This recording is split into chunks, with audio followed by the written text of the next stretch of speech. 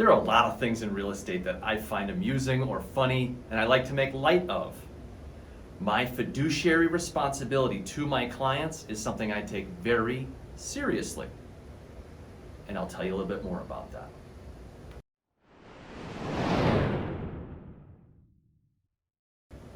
There are 6 main responsibilities that I have to my clients as a fiduciary.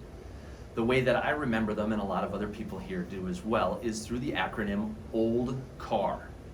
The first is obedience. Even though I'm an advisor to my clients, I must obey them as long as their request is legal, ethical, and stays within the terms of the contract that we're talking about. So in the end, they may be asking me to do something that's fairly unreasonable.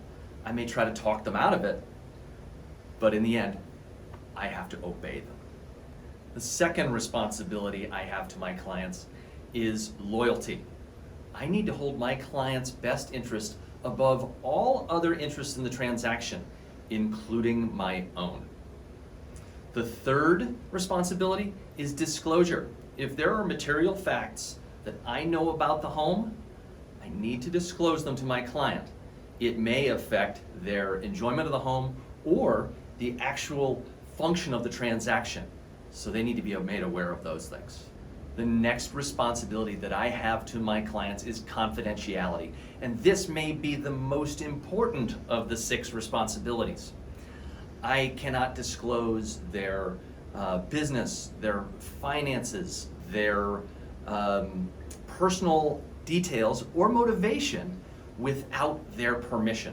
There may be times actually where it makes sense for me, with their permission, to share their motivations or their financial abilities to perform this transaction, and that will give the other party either a nice warm feeling about it or also security in the transaction. The next responsibility is accounting, and so I, as a fiduciary, need to make sure that all of the numbers in the transaction are correct. There's plenty of help that I have along the way from lenders and from title companies.